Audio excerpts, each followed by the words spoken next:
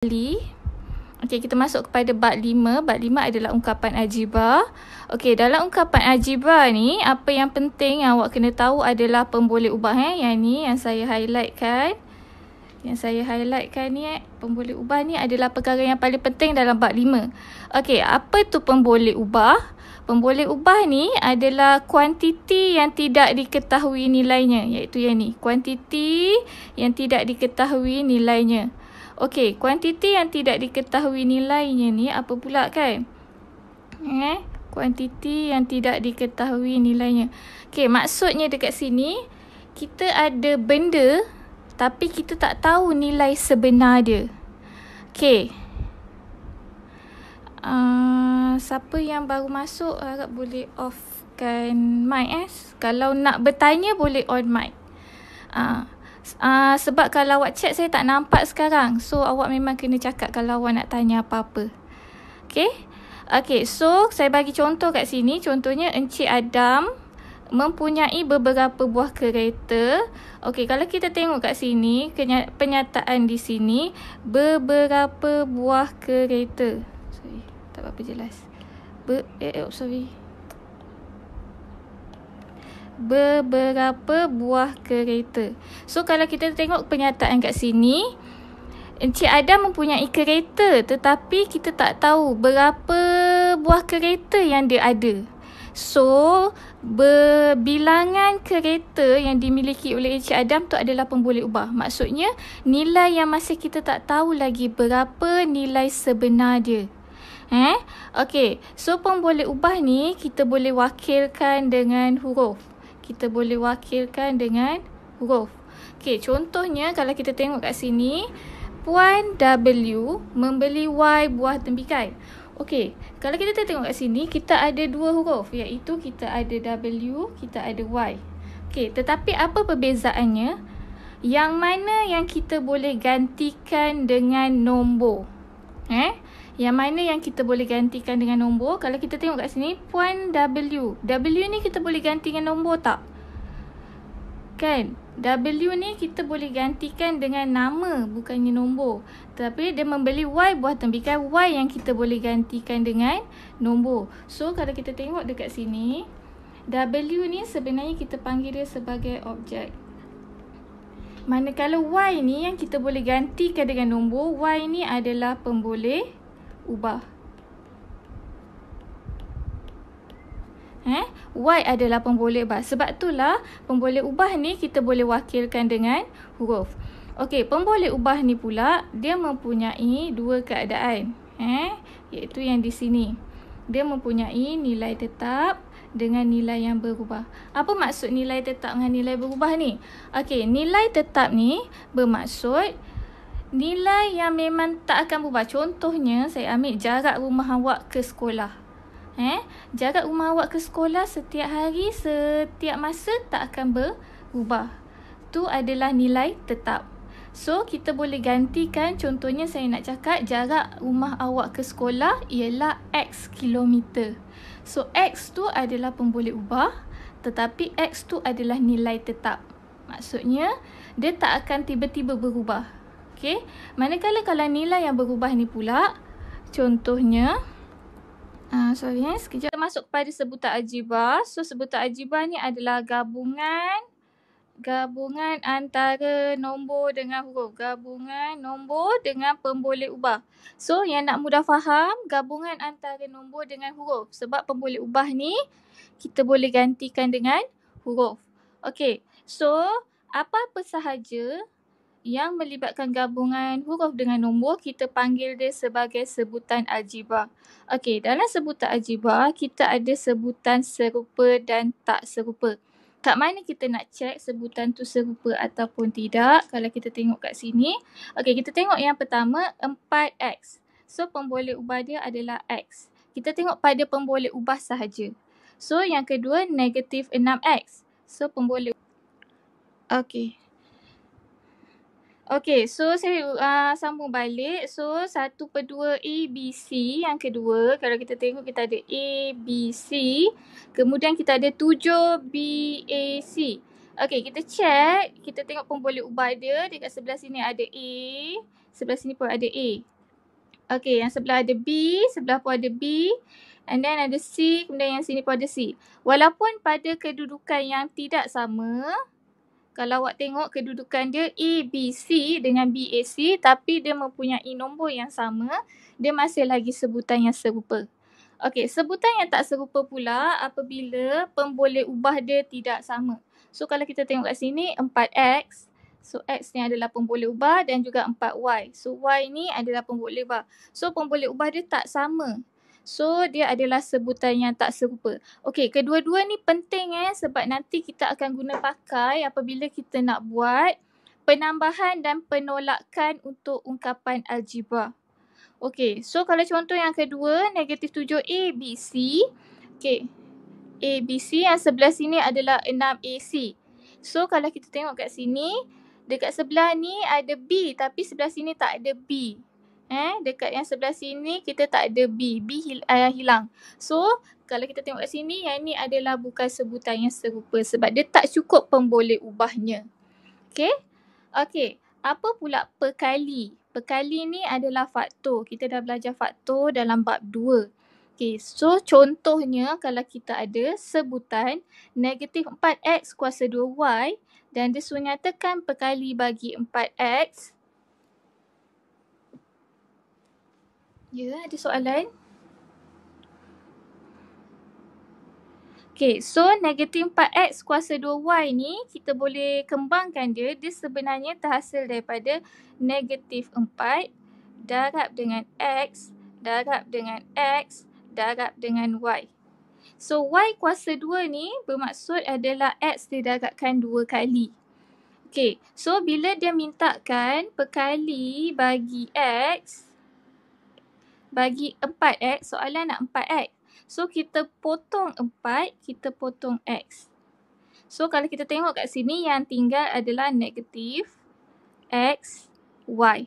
So jawapan dia adalah perkali bagi 4X adalah negatif X, Y. So tu adalah perkali. Perkali maksudnya apa yang didarabkan dengan soalan ni kita dapat balik jawapan dia. Kita dapat balik negatif. Okey, kita teruskan Okey, so dekat sini 4X tambah dengan X. Depan X ni tak ada nombor. Okey, kalau tak ada nombor sebenarnya dia adalah 1X. So, kalau kita nak jawab soalan ni, 4 tambah dengan 1 sebab dia mempunyai pemboleh ubah yang sama iaitu X, dia akan jadi 5X. So, untuk penambahan yang melibatkan pemboleh ubah yang serupa, kita tambahkan nombor dia sahaja.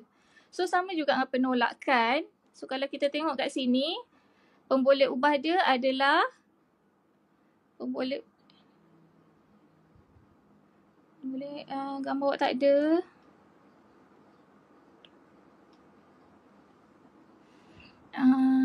Saya dah open saya punya IG. Kalau awak tak add saya pun awak boleh tengok dekat IG live saya.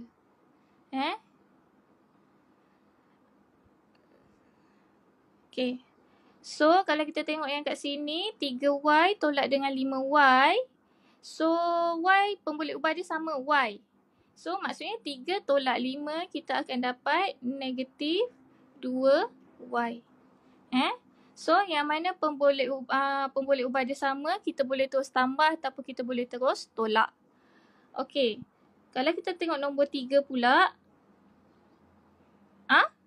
Kenapa jadi negatif? Sebab 3 tolak 5. Kat sini, apa yang berlaku di sini adalah 3 tolak 5. Sebab tu kita dapat negatif 2Y. Okey. Okey, so kalau kita tengok nombor 3 pula, dia ada kurungan. Okey, kurungan ni yang penting kita tengok tanda sebelum kurungan. Kalau kat sini tambah. So kalau kita tengok di sini, saya dah letakkan nota. Kalau tambah, tanda yang di dalam dia akan kekal, iaitu kalau kita tengok kat sini, tanda yang dalam dia adalah tolak, maksudnya dia kekal tolak. Apa yang maksudnya? Dia akan jadi macam ni. 6A tambah 7B tambah 3A tolak 4B. Maksudnya tanda yang di dalam kurungan ni tidak berubah sebab kat depan ni tambah. So, saya nak susun sekarang ni. Saya nak susun A dengan A. So, dia akan jadi 6A tambah 3A. So, yang B di belakang. Tambah 7B tolak 4B. Okey, cara nak selesaikan, A hanya boleh buat operasi dengan A. Maksudnya A ni, A ni hanya sampai sini saja. Kita nak kira dia. So, 6 tambah dengan 3, kita akan dapat 9A. 6 tambah 3 dapat 9. Okey, manakala yang B ni, kita hanya boleh kira dengan B.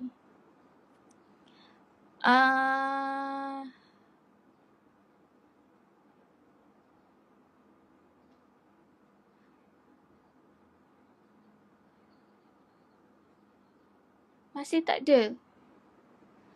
Yang tak ada, saya harap awak join dekat IG. Sebab saya tak boleh nak on off screen kerap. Dia akan mengganggulah masa kita.